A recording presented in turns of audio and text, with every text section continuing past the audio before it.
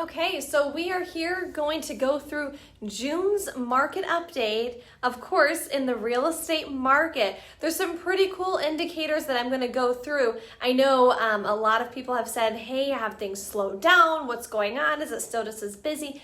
And there are a couple indicators that things have just slightly slowed down. So I'm going to dive into those numbers with you. Of course, you know, my name's Savannah Shepard, owner of Vision Realty. And if you know anyone, family, friends, anything like that, that's either looking to buy a home, sell a house, start investing in real estate, or start a real estate career, we would love to have an opportunity to help them and walk them through that journey. So let's dive into the numbers, the part that I love. So as far as this is going off of June's numbers, so I will be doing July here shortly, but this is June's market numbers. Closed sales for the month of June is 462 closed sales for all of Charlotte and Northport, Port Charlotte, Punta Gorda, and Northport. We've got 462. This time last year, it was 343, so we are 34% up. And then to give you one more number, back in May, we were at 424. And again, this month we are at 462. So that closed sales transaction is higher than it was even last month. Now, paid in cash, that's at 187. That's 20 more than last month. At 167. So that number's pretty similar. We do have more cash buyers and more closings so far in the month of June than we did in the month of May. Now, this is the number that really gets me and is interesting to me. Our average sale price for the month of May was, as you guys know from our last live, $385,318. $385,000 essentially. This time I ran the numbers to get our average, and this is single family home, so I don't have condos in here. I ran the numbers and I have 355,000.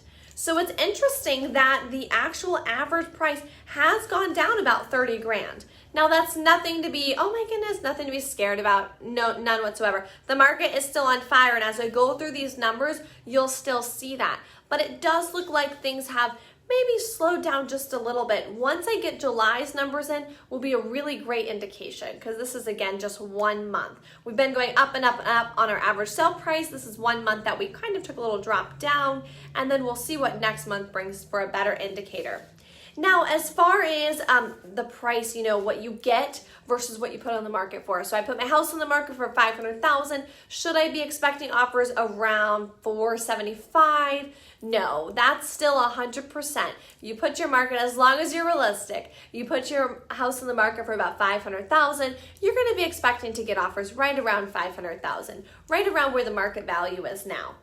That's still 100%. Now, as far as days to contract, we are now at 6 days versus last month we were at 8 days. Not a huge difference, but it's just showing that people are still getting houses very quickly. And a lot of times what I'm personally seeing as an agent and a broker in the market, that those 6 days doesn't mean they didn't have an offer day one, but they get offers right away, and rather it's the seller saying, hold on, I want to wait a minute. And we're going to do, 3 days and then an open house. At the end of the open house, I will go through all of the offers and give you, choose the offer that best suits us. So that's what we've been seeing more often. So those 6 days doesn't mean a contract did not come in on day one. It's very, very likely that a contract did come in, but they want to wait the whole week or whatnot for the open house and then decide. That is possible. And like I said, 6 days is what the average is. Now, as far as the medium time to sale, now what that means is, okay, yes, I put it on the market day one. 6 days later, I chose an offer and accepted one of them. How many days is it until it actually closes? That number is 50 right now, 50 days. And that number last month was 53 days. So pretty similar. The reason it's 50 days because pre-COVID, right, everything's pre or post-COVID. So pre-COVID, that number would have probably been closer to like 35. We could close things a lot quicker. as you guys know, whether you're in real estate or not, everything is taking much longer than it used to take. And that's what we're dealing with. So our survey companies, our appraisers, our lenders, our title companies, getting the title search done, everything is taking so much longer. For instance, if you're a cash buyer, I could have closed you in 10 to 14 days pre-COVID. Post-COVID, title companies aren't even taking contracts unless it's a 30-day closing, even for cash, because they cannot get that title search done and back from the county in time. So everyone's busy. So that number does look a little bit longer. So I tell all of my sellers, or if you're thinking about selling, you're still looking at about 2 months. Beforehand, it may have been on the market a month, and then you're going to have a month under contract, versus now it's on the market a week, and then you're going to have about 2 months of that time before it's actually closed. So it's actually similar numbers in that regard. Okay, let's get to another one. Pending sales. We were at 460 homes that were pending in the month of June. And for July, we were at 493. So see what I mean? That's where those numbers come into play, because our closed transactions was up. But again, you have to realize closed transactions mean that they went pending the month before. So it went pending in the month of May, closed in the month of June. So May was a little bit higher in our inventory. We put more things under contract, therefore we had more closings.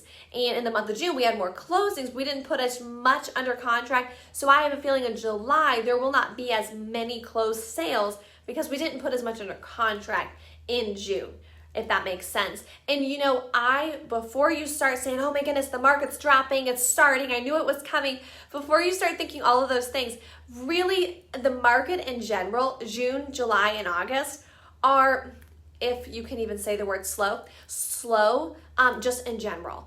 And it's just, people are on vacation, they're doing stuff with their family, kids are out of school, grandkids are with the kids, parents are, they're doing all these different things during June, July, and August. So those just in general, even before we had the market that we have now, are generally a little bit slower months. And then it starts picking up September, October, and November, and it gets crazy again. So that is just something, an indicator that I would mention.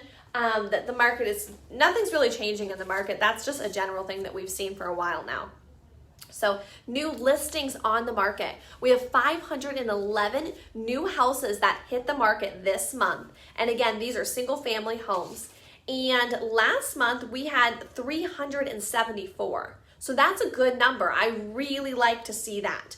That's a lot better to have that many listings hit the market this month in June. So good job for my sellers. And then pending inventory, we had 692 properties go pending. And then in May, which is obviously before June, it was closer to 715. So like I say, I would predict that July, our sales are going to be down just a tad because we did not put as many pending in the month of June. Me, on the other hand, June was a crazy month. I think I closed more than I have in any other month so far this year. But the market in general, it was a little bit lower on those numbers. And then last but not least is months inventory. Do we have more inventory? If we're putting more houses on the market, how quickly are they staying? Therefore, is it helping our inventory problem?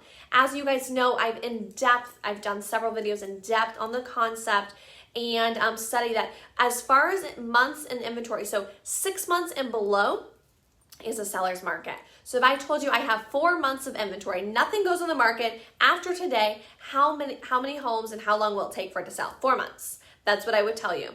That's not the case right now, but this is for the story. So 6 months and under is a seller's market. If I tell you I have 6 months and over, that's a buyer's market. So I have 7 months of inventory. That means buyers can go see 25 homes and they can give you an offer lower than asking and negotiate and all that. We all know that's not the market that we're in right now, by far. In fact, we're less than a month. We're at 0.90. If you remember when I did my video for February and March, we were at 0.8. So we helped it a little bit and got more inventory in there, but we're still at 0.9. So we are still at incredibly low rates on inventory. Hence why the drive of the market. Something comes on the market, you've got 5 buyers and 1 house on the market because there's no inventory. Beforehand, when I could sit down with you and say, sure, you want to buy a house? That's exciting. I'm so happy for you. Tell me everything you want. You want 200,000? No problem, we'll get it. Well, those days are over. Now it's, you want to buy a house? Okay, you better get ready. We're going to write about 10 offers, and then we're finally going to get one. And we'll get one for sure. I mean, we'll make it happen, but it is a different market. Buyers, we can't be picky and choosy. We kind of have to get what what's on the market, because there's just not a lot there. So that's our inventory. So inventory is still very low. So if you're a seller, now is a phenomenal time to sell because inventory is so low. You're gonna help a family that's been looking for a house for a very long time, make a very happy family. Inventory is so low. However, on the flip side, if you're a buyer, I understand the market is a little bit higher in the price point, and you may be paying $10,000 more for the house than what you wanted. However, the house itself and the mortgage that you get on that house will have an incredibly low interest rate.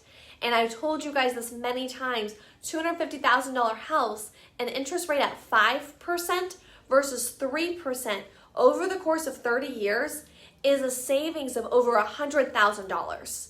So if I can save $100,000 over several years versus saving $10,000 today, I mean, I would take the $100,000. That's a big difference. So that's just something to help ease your mind when you're saying, I'm writing this check out for more than what I had hoped. It's going to help your tomorrow. So there you go. That is the market update. Let me know any questions.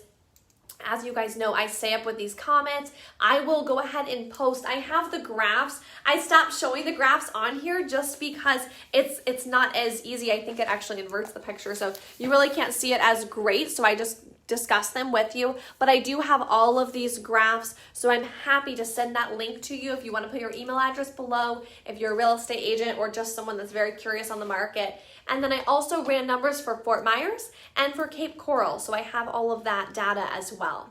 You guys have an awesome Wednesday. Any questions you have, let me know. And on a side note, as I make these Real Talk episodes every single Wednesday, if there's a specific conversation or study that you'd like to know more about in real estate or the area here, let me know, and I'm happy to do a video about that. So you guys have a great Wednesday. I'll see you later.